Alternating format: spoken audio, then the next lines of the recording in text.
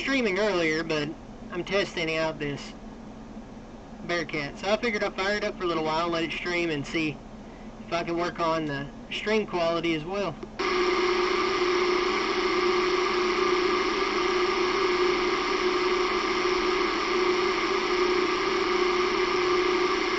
Got a nice bit of ground noise in there tonight.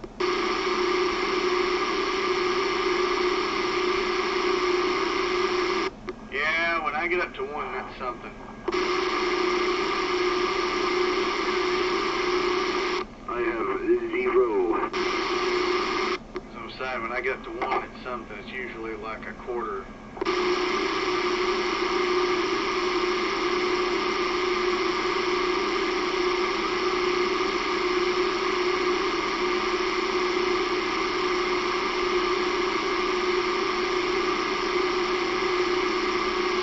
Yeah, oh well though, right?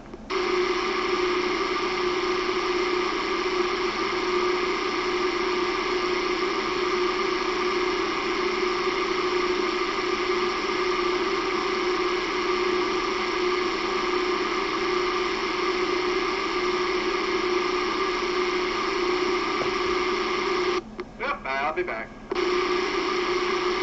10-4.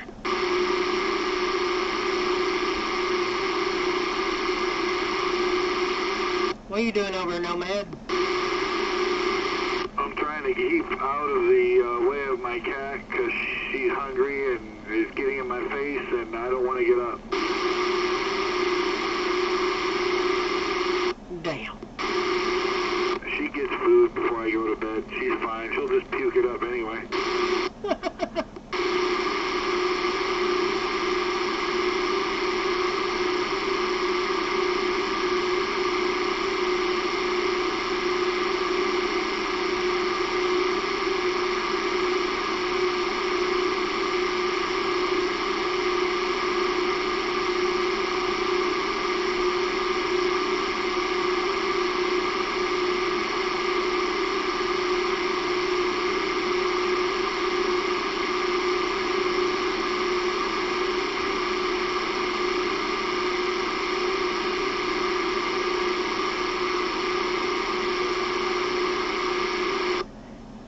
I don't even know if I'm going to be able to get this shot working right tonight.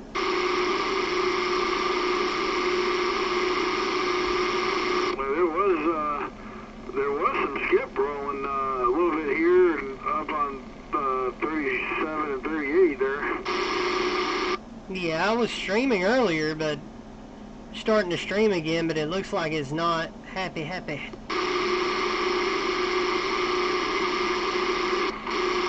I mean, I'm streaming again right now to get the radio working. I'm going to try a different radio with the stream. Cobra. Yeah. Was you out on your boat yesterday?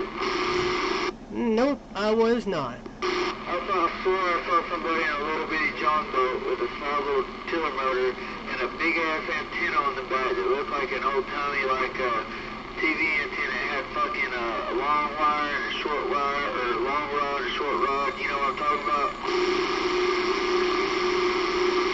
Oh yeah, I know what you're talking about, but no, I don't have that antenna on that boat right now anyways. I currently got it taken off of there. Yeah, somebody was in like a 10, 12 foot john boat with a little tiller motor and the damn antenna was as big as wide as the back of the boat was. Hell, I wouldn't doubt it. You done started a fucking trend, dude. Oh, I know, man. I go out there and I talk 60 miles on flat water with my john boat, and now everybody's doing it. I wouldn't doubt it, buddy.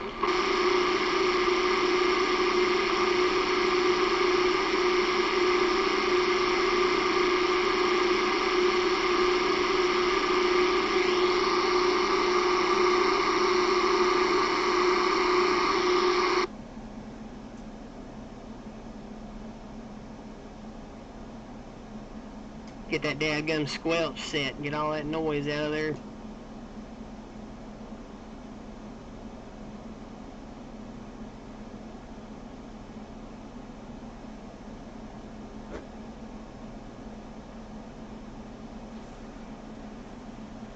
Yeah, I just heard you on here. I was going to holler at you and ask you. I'm going to get back to work.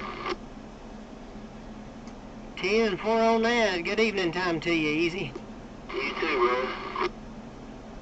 I got some wiring to do on this bogey, man. I know you love wiring. Oh, what? How much wiring do you need done? Whole fucking bogey, my dude. Good Lord. I know, when I got the fuse box made, I'll have to send you a picture. Send me your number again, because I had to get a new phone. I'll send you the fuse box I made. Alright, I'll send it to you here in a little while. 10-4.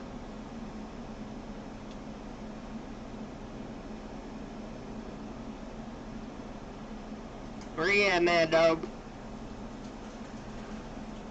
They took some blood thinning stuff and it's making him a little loopy. He said he'd be on standby there. 10-4.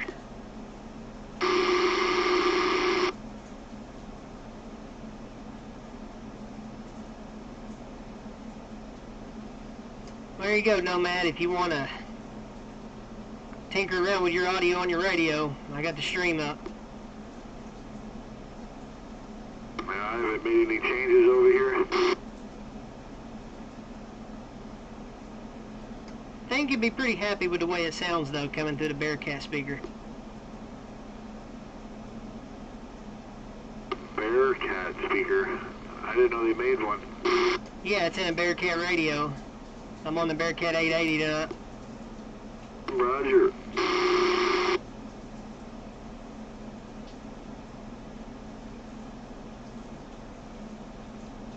Hey, Cobra, I got a radio to give you. Oh, you do? Yeah, it's a Cobra 29 that I fucked up just trying to mess around with it a long time ago. And it still works as it turns on, but you'll have to adjust it. I'm sure I fucked something up in there though. Well, yeah. I mean, I kind of get it. Later, whatever. Did you ever do anything with that welder? Did it get thrown away or what? No, I forgot all about it. I mean, it's still down there. It's still yours, you know. We just gotta get together. 10-4, if you can, get it over to your house over there. And then I'll make a trip. Come over and get that radio. I can pick it up too. Yeah, it'd be probably easier though if I just called you when I went to Mom and Dad's. I just ain't been there in so long trying to get this shit ready over here. But I gotta go over there shortly, you know. So when I do that, if we can meet up, that way you don't have to drive so far. Yeah, 10-4, that'll work. Your number is the same, ain't it? Yeah, my number's still the same. Let's see here. Hold on just a second.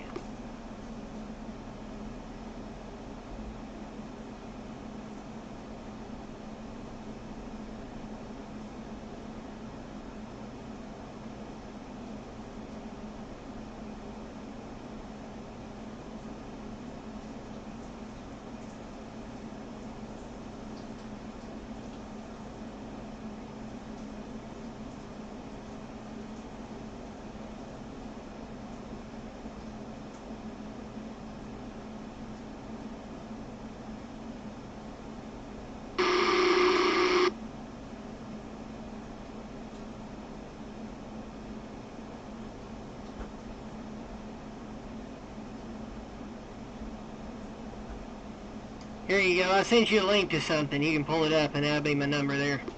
10-4,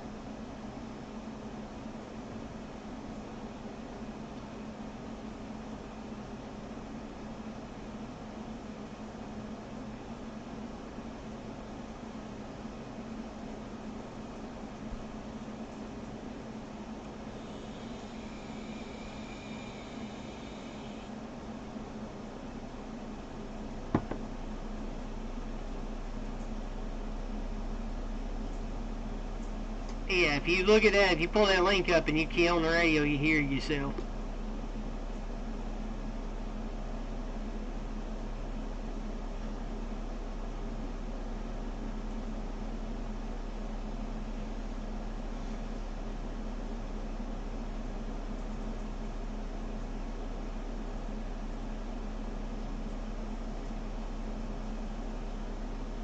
It is so weird not hearing any static.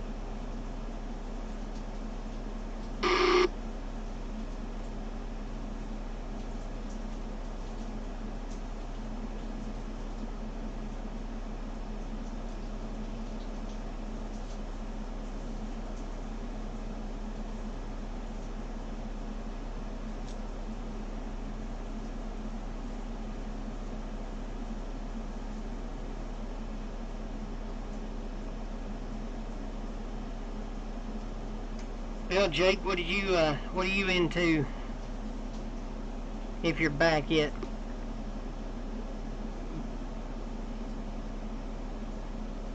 Yes, that's a big no.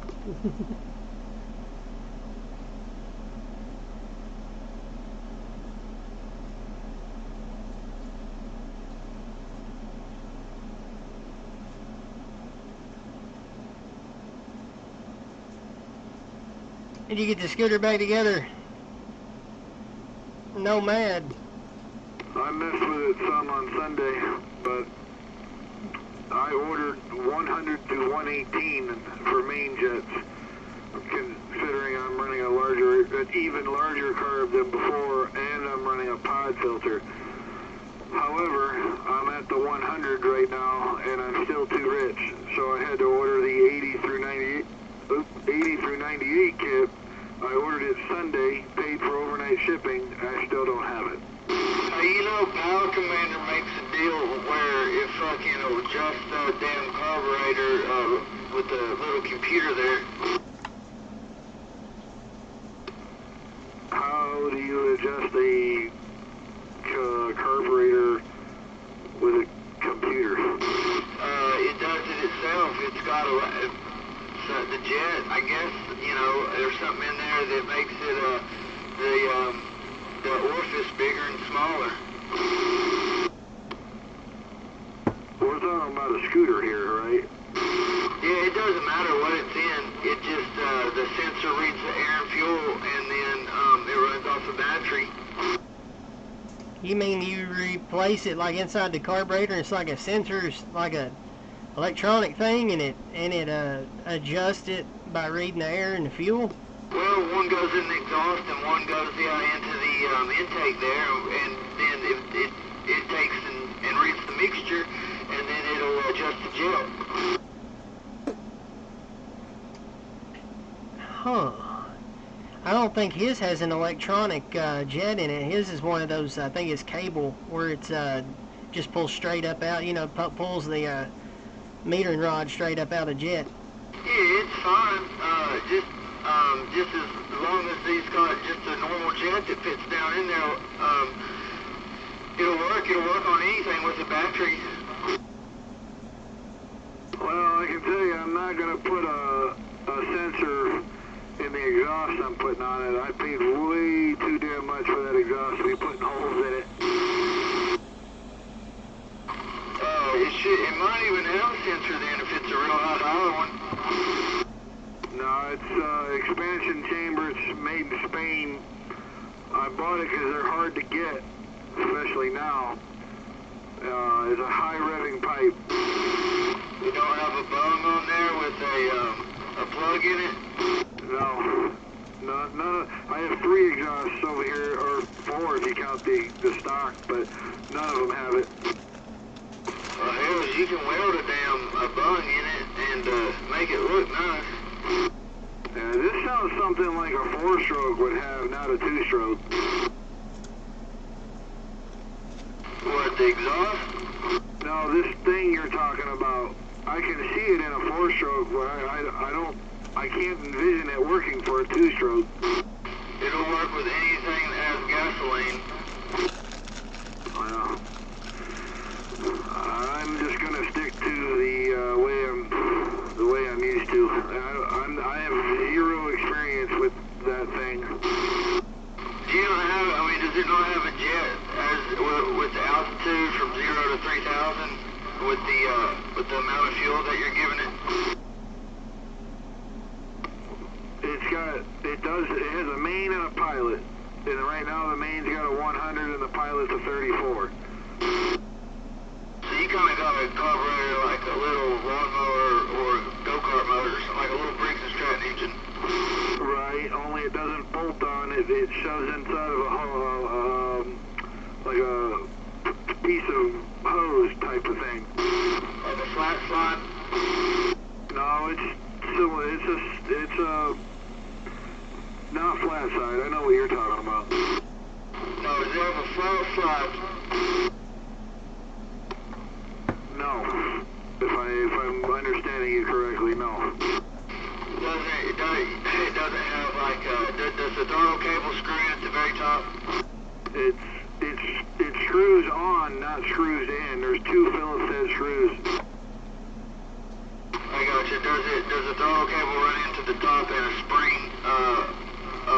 Is that your return? That big spring? Yeah. I think it's set up like a Mikuni carburetor. It's a flat slide. You open up it doesn't have a blade that opens up, a butterfly blade. It just runs up and down, correct? Yeah, it's a Polini CP21 or a PWK style. Right, yeah, it's just a flat slide carburetor. Yeah, it'll work. But I mean, they're a little pricey, but it would definitely work.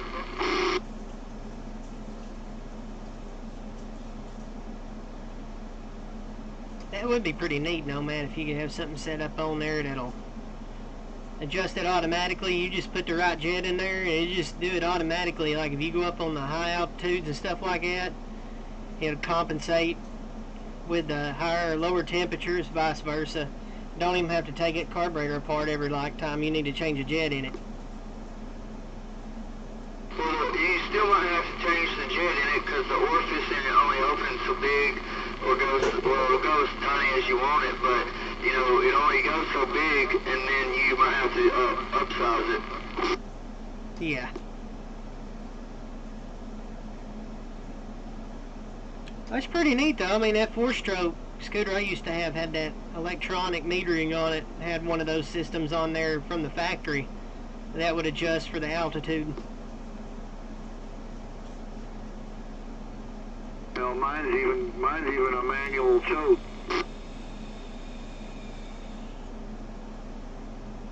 Yeah, what year is yours? The bike's a 2003, but damn near everything on the engine is new. Hell, anything with the carburetor's got a manual choke, don't it? No, they've got electronic chokes too. This one came with one when it was new from Yamaha. Yeah, that 86 Spree I used to have had an electronic, had a thermal choke on it, and it would, you cut the engine on and it would heat that little sensor up, and then it would just open that, it would just, or just close that choke back off. Had like a little needle valve in there, and it'd be all the way open when it was cold, where it'd pull extra fuel, and then when it warmed up, it would shut that needle down. Well, I bought a Curtis Sparks carburetor for my last racing four-wheeler. It was a 501 stroker motor, and when that son of a bitch got hot, you can guarantee you that motherfucker was not starting because the hot start was too small. Yeah. The weather's supposed to be good this weekend, at least it's still saying so. And as long as my jets show up, I should be able to go up and down the road with it this weekend for sure. Because, I mean, I'm almost there. It'll run with the filter off of it, it'll rev up, but it still stutters a little bit. So I have a feeling we go around to 95 or 98 or somewhere in there. Have you always had a problem with the filter and stuff in it not running? No, I just completely rebuilt the engine from the inside out. And I also went with an even larger carb. So I'm just having to go through the tuning process like I did the first time. Does it have a bigger bore than what it come factory? Yeah. I went from a 50 to a 72 the first time I did. This time I did the same thing, but I put a crank in it as well. So it might not be a jet problem. It's a jet problem. It's gotten better as I've gone down. Yeah, we know it's not an exhaust problem. That thing's letting it out of there. Yeah, Honda ran into the same problem with their four-wheeler motor, and and dirt bike motor, they had to up the intake size when they put a larger cam and everything into their 450s. Did that too. It's got a larger intake. It's got a 20% larger reed valve. I've been down this road many times before. Is the airbox covered? The airbox has been deleted. I'm going with an open pod style. Okay. So once he gets that jet dialed in, it's probably going to be a freaking monster. It runs right now. It idles fine. It revs okay. It's just, I've gone from a 110, and as I've gone down, it's gotten better and better and better. On the response. From like halfway on, well, a little more than halfway throttle up, it's gotten better and better. Yeah. How are you measuring the fuel and air ratio? Years of experience.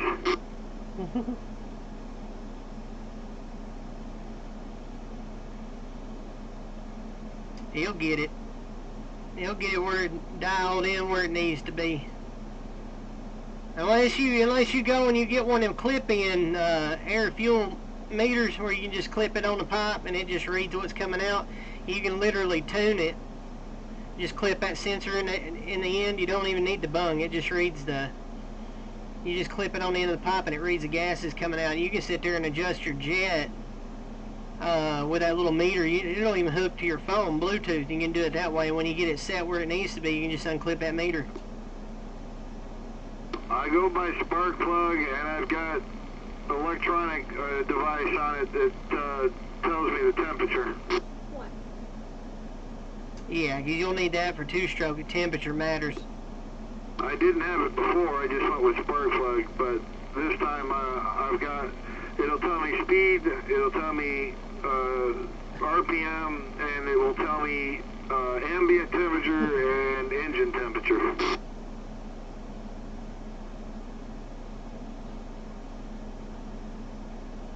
There you go.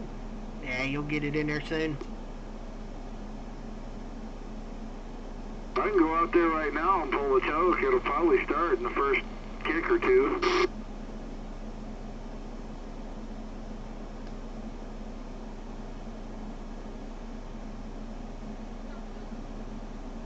And the jet's going to have to get changed again anyway, because I don't have the exhaust on it that I'm going to run. It's so loud that I've got my quiet one on there. Once I get it set up enough where I can drive it with that, I'll ride it with that for a little bit, and then I'll go back, and now the engine will be totally all broke in, and then I'll start revving her up. Yeah.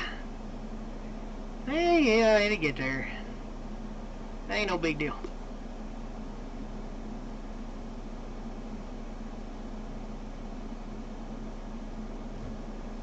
What I need to do is figure out how to direct inject audio from this radio directly into the computer so I don't have to use the camera and microphone.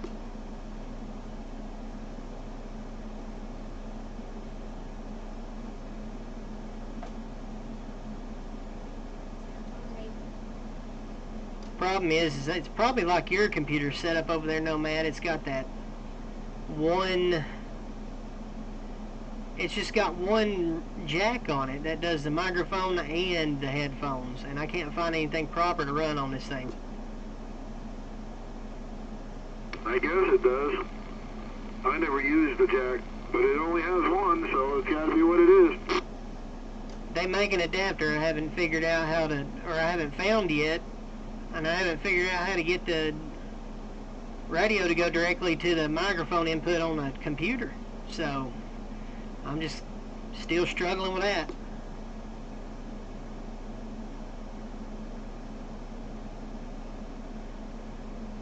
You got some damn alien noises that's coming through my damn radio when you key up, Cobra. Oh yeah? Sounds like the wind's blowing real hard or something. I hear it too. Oh, mercy. I don't think it's your radio though, because I'm hearing something similar even when you're not keyed up. Yeah, I hear both of y'all. I hear when you both of y'all key up, but I don't hear it when nobody's keyed up. Must be something on that side of the river over there coming in your receives. What is it? How much noise is on your receive right now, Easy? 7. You're getting 7 pounds of noise right now? Yeah, I got my that pre-mic on. Hang on. Damn. I got 2. All right, that's weird how it's coming in there like that. Let me flip this off here. What did that do right there when I go 1 pill? No, it's nobody. It's not you. I thought it was you, but it's both of you guys. So I guess it's just when somebody keys up. I get that on 26 all the time. Huh. So it's just probably something in the atmosphere over on that side of the river. That's crazy though. We live so damn close together. Yeah, I mean, if you're listening to yourselves on the stream right now, y'all are crystal clear over here. My Wi-Fi's got ruined in the flood. Uh-oh. You about all the people that died in Tennessee? It gets rain like 17 inches in 2 hours somewhere in Tennessee. Just a little north, I think, of Nashville, or some east of Nashville or something. Yeah, I heard something about that. I seen it on the news there. I mean, I just can't fathom like 17 inches in 2 hours. Like, how hard can rain possibly come down? I don't know if it was 2 hours, because they said it was 17 inches over a 24-hour period, but I think they said something like over 3/4 of that fell within 2 hours. Yeah, the radio, like when I heard it on the radio, it was 17 inches in 2 hours. Now, I could be wrong, but that's what they said. Well, all I know is them damn videos looked horrible. That water was like 30 feet deep. Yeah, like how can that much rain fall? You know what I mean? Like, there's got to be like a math equation to this that, like, you know, because something can only fall so fast because of gravity. Like, how can that much fucking rain fall? Well, Easy, all I gotta say is just be thankful it wasn't down here. No shit, because we got 3 inches in like 2 hours, and literally, dude, it was all I could do to keep fucking my garage from going underwater. Yeah, and just think we're going into fall, fixing to get into the rainy part of the season, gonna have all these systems coming through from the Gulf and shit like that coming up in here. It's gonna get rough. We're gonna get some, they say we're gonna get some pretty heavy rain this year. I don't know about rain. I ain't too much worried about the rain, because this happened last year, you know, when we got all this rain during the summer. It rained every day in the evening times and stuff. I'm worried about the damn storms like the naders and shit. I can see that. Yeah, they did say that this fall we're gonna have a pretty good severe weather outbreak probably. That's what I'm worried about. Right over here, we're in Nader Alley, man. Mate, oh yeah, absolutely.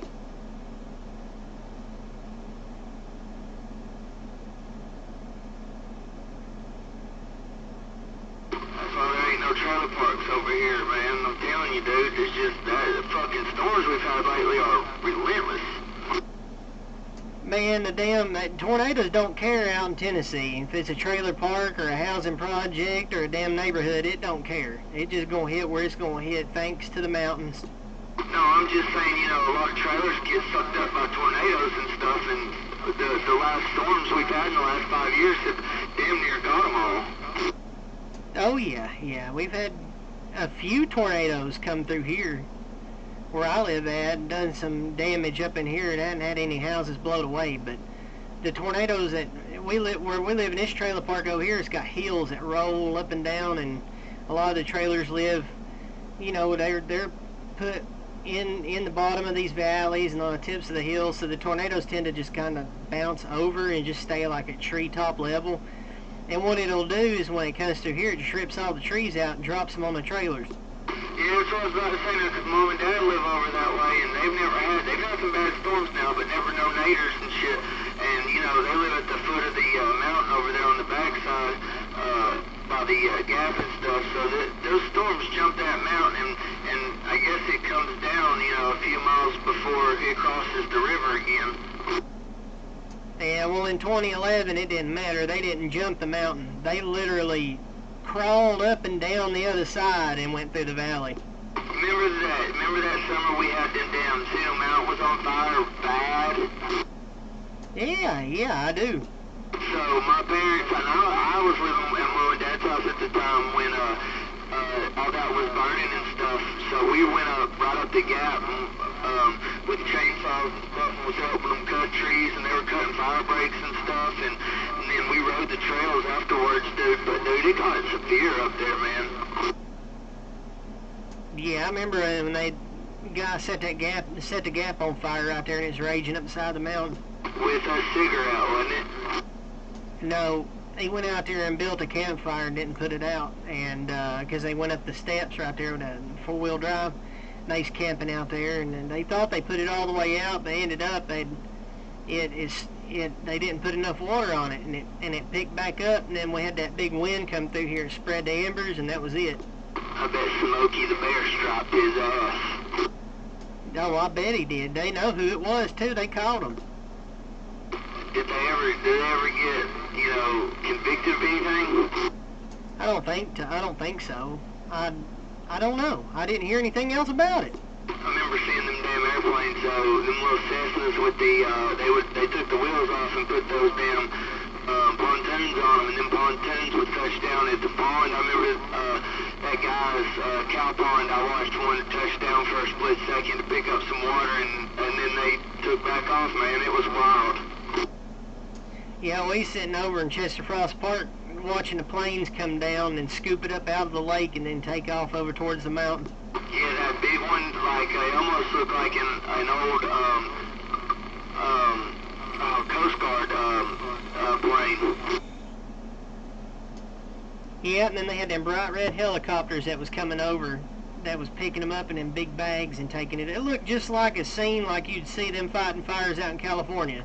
Yeah, that big old, they had them red, Russian-made, lifting helicopters. Oh, yeah. I don't know what fire department had. I don't know what fire department had any around here, if they, flew them in or what. I believe it's just state of Tennessee. I know they called a bunch of people in to fight them. Hell yeah, they was taking anybody and everybody that would help them up there. Yeah, Signal Mountain was burning, Falling Water, Mott Lake, Mowbray, and then on the backside over in Dunlap, Cagle Mountain, all that shit was on fire too. Shit, I rode my damn 4-wheel drive up there and with the chainsaw, and they let anybody up there cut them trees down. Yeah, freaking crazy. Getting in there and just cutting fire breaks, man.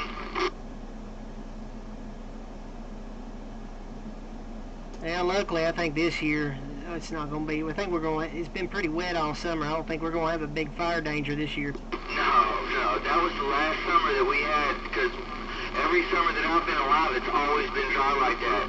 And nobody's yard's alive in August, normally in Tennessee, right here in Chattanooga. But these last 2 summers, man, have been just totally different than what we normally have had. Yeah, I know. I remember last summer I didn't have to cut grass at all. Hardly. Then this year, man, it's just been bad. It's thick, tall. Definitely plenty of water this year. It wasn't last summer, because last summer was the one where it rained every day in the evening time. Yeah, it rained over by the river. We didn't get none right here. That's the thing. We could sit outside and watch it storming. Watch the lightning and the thunder and the big thunderheads rolling out the river over there. We didn't get a drop of damn rain over here.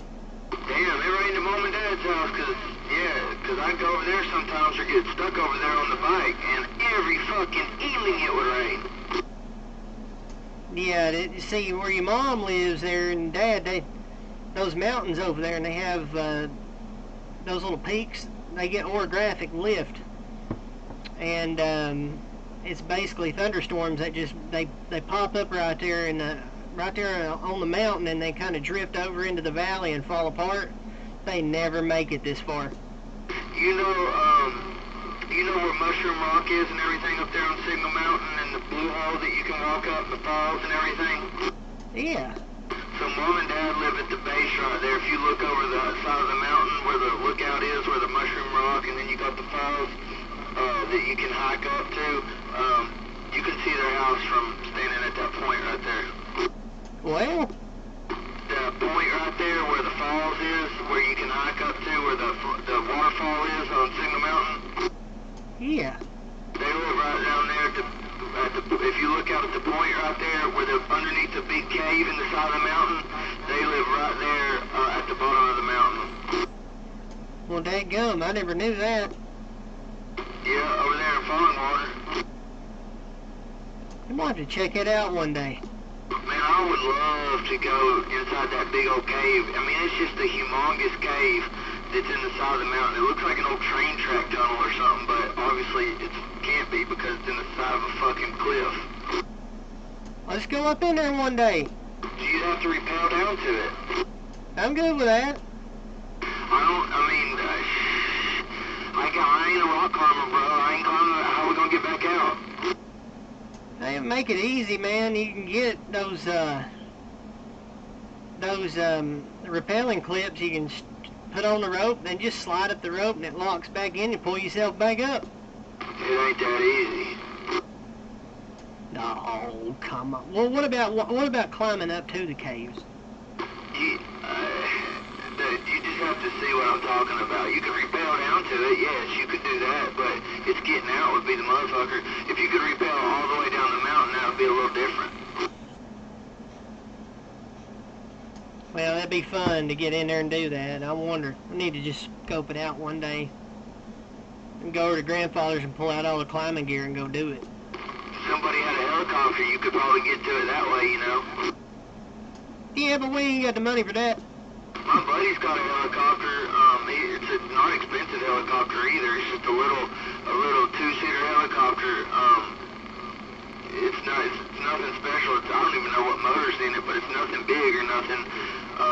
But you could step out, you know, onto the thing, and if you had a platform that went out, you know, it'd probably 10 foot to be safe. At least you'd have to clear the blades, but you could go that way, I think.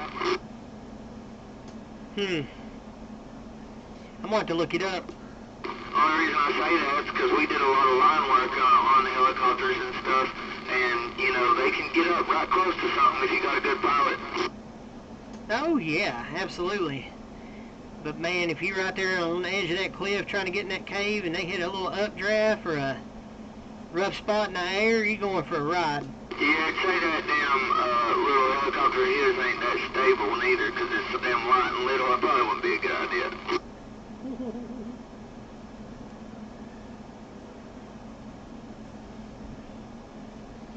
Just put you on one of them parachutes on there and jump off the cliff and glide down in there into it. Shit, yeah, trying to hit that little... What about that dude that jumped out of the airplane without a parachute and landed in that bungee net? Yeah, about that. No, ain't happening. Did you see that though, man? The whole free fall was with no parachute. Yeah. Yeah, and he's probably the only and last one that's gonna do that crap. Hey, I thought he was gonna miss the net, man, because, you know, it was big, you could see the net, it was like he was perfect, and then all of a sudden, you know, he got up on it, and he overshot it a little bit, and I thought he was gonna miss it, man. He caught the very edge of the corner. You know his asshole was puckered fucking tight.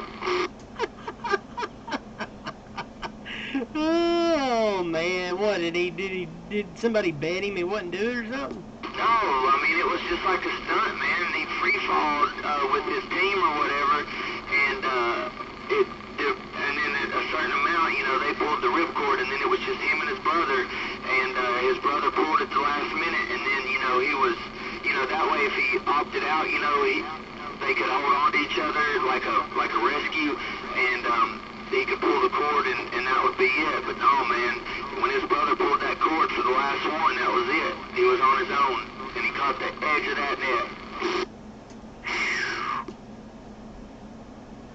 I'm telling you, man, son of a bitch. You telling me you wouldn't do it easy?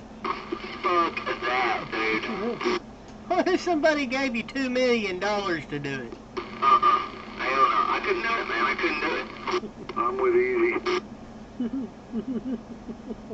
Can't spend it if you're dead. You just like saying like right now, you know, I ain't had no training and shit. Just go on, jump out of an airplane without a parachute. No, I couldn't do it, dude. I don't even think I could do it if somebody handed it to me in the air.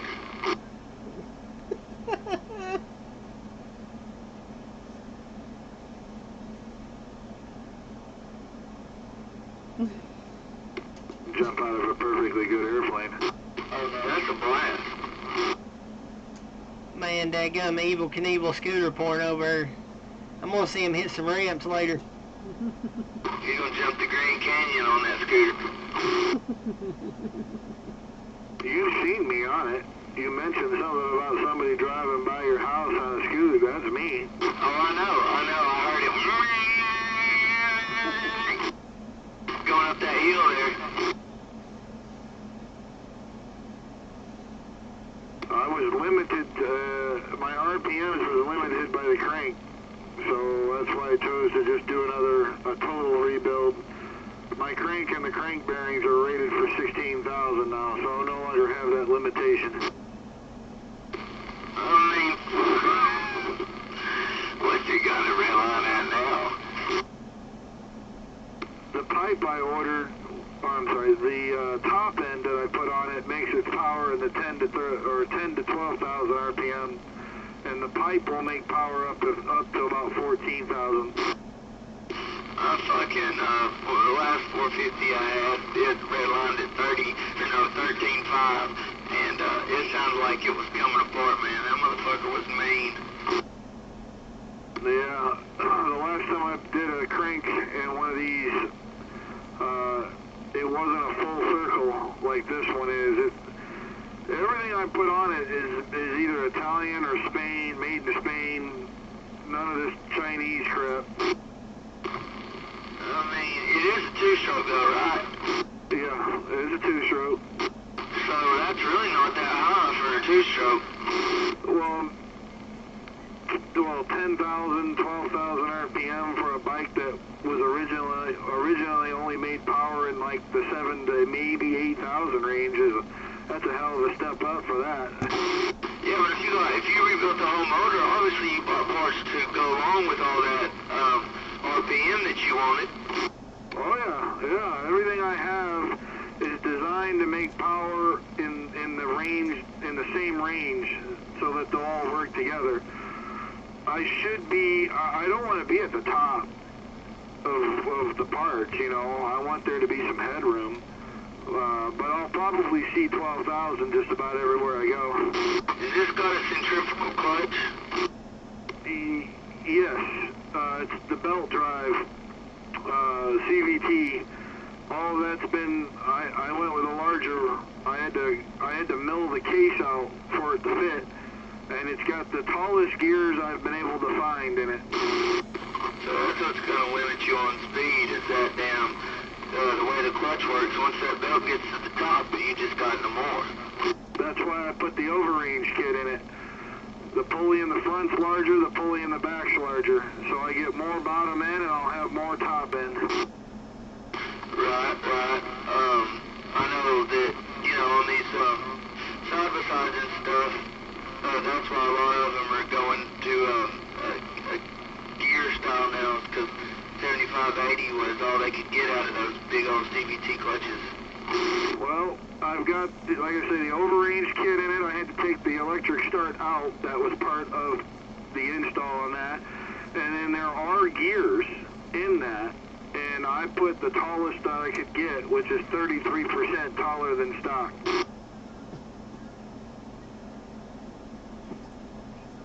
So instead of redlining at, 35, 40, it'll redline at like 75, 80. I gotcha. Is it not got that, oh man, what's the deal's called? It's got a spring in it, and it rides on that roller, and it twists. The front's a variator. It does run on a roller system. There were no springs up there. The back, it does run on springs, but it don't run on the springs you would see in like a snowmobile or anything. But I've got an aftermarket, an adjustable clutch, so I can adjust the tension on them springs to increase my stall. Talking about the springs that have the weights that like open up as it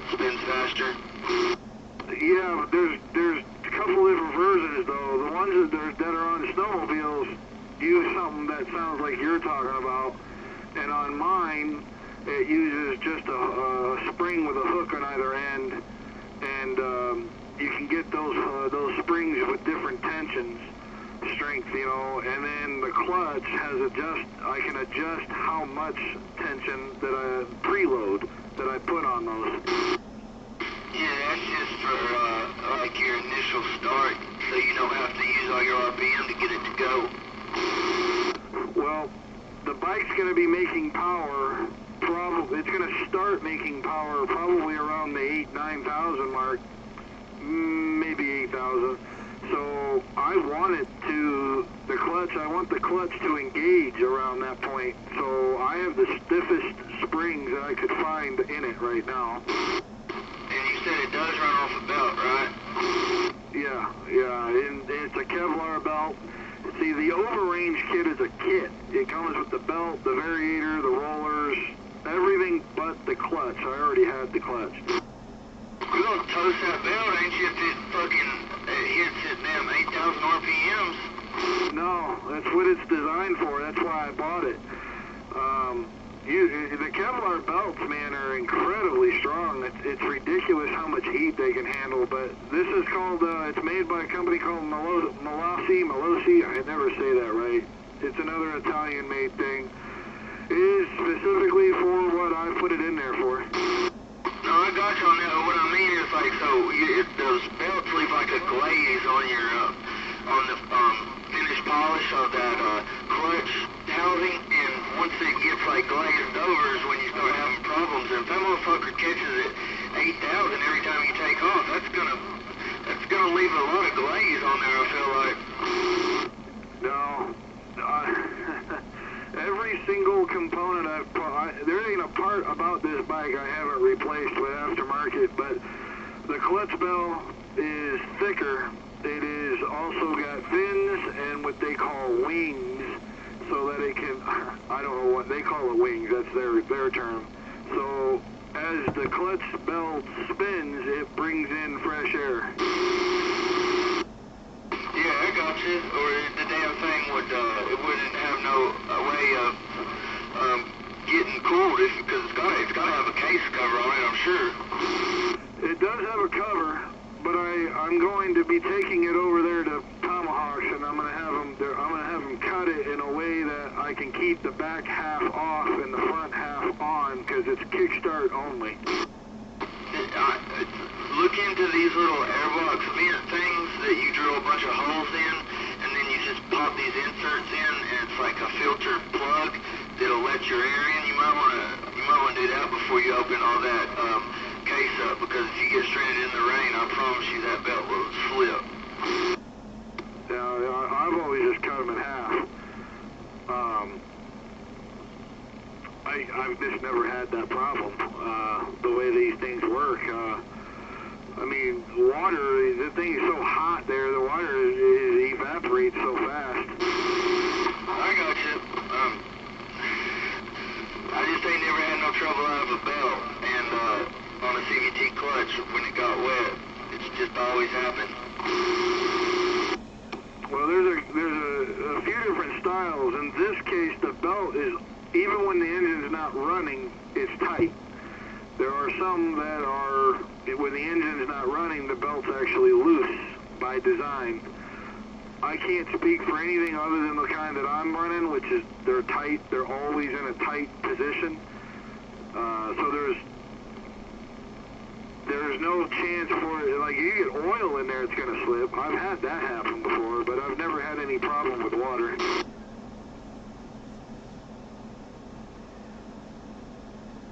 I guess you'll find out if you get some water, I guess. I don't know for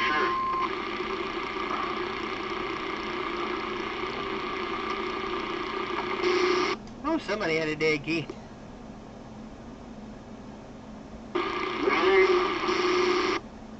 Go ahead. I don't know, man. Hello? Good evening, time to the band. It's G.I. Joe. Hey, no, man. Rooster said, if you would order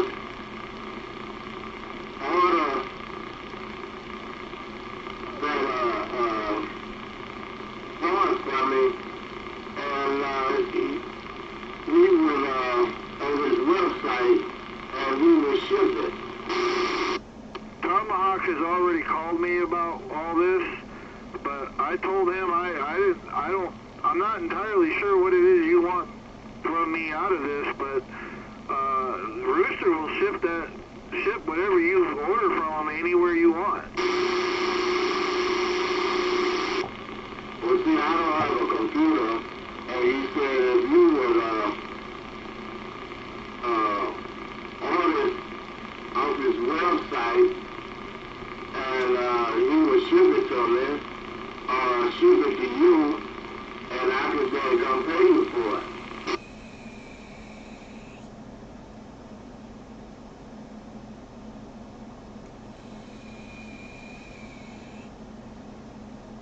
Have you tried texting him yet?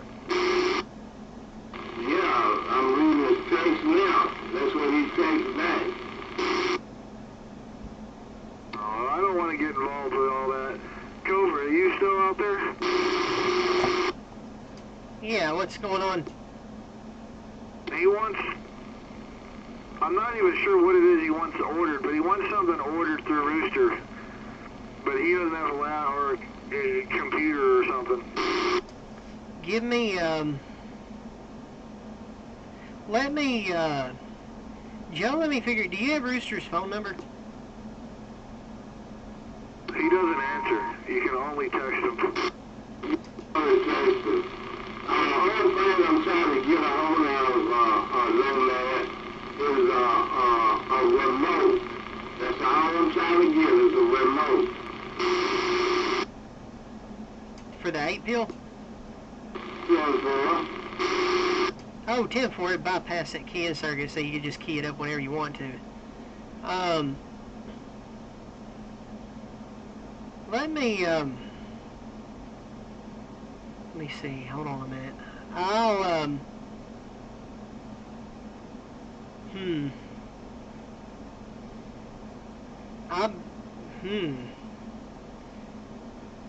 I'll talk to, well, I don't even know. Give me a little bit. I'll figure something out, Joe, or one way or another. But that's what it is. No matter, he's just wanting to order a remote from him. What is it? How much is it? It's a remote for an amplifier. How much is it? Actually, don't know. Hell, if it ain't expensive, I'll order it for him.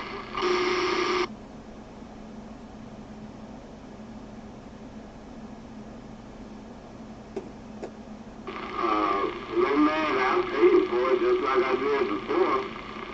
No problem. Yeah, no, Matt, he said if you could just order it, he'll pay you for it. Hold on, hey. Oh, I'm sorry. I'm not gonna hot watch you.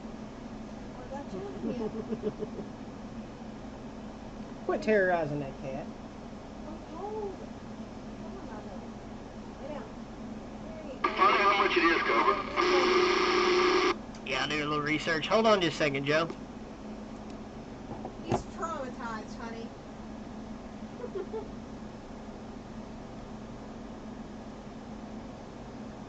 That poor cat. What have you done to that cat, honey? You traumatized him, not me. I didn't do it.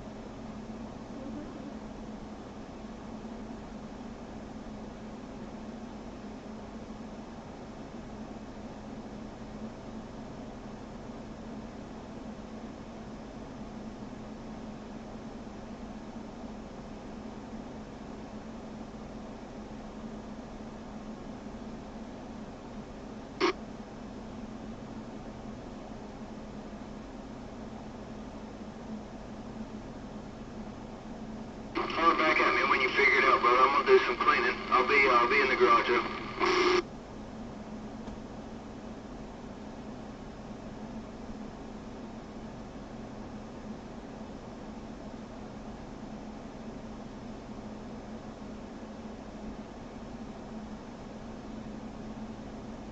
Permission to turn off the light.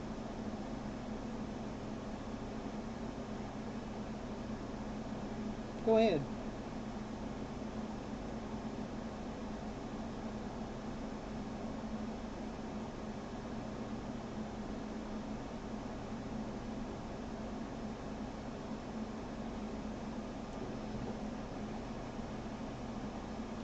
I texted Rooster and asked him about getting an order put in or whatever. Joe, I'll let you know when he hollers back at me. Okay.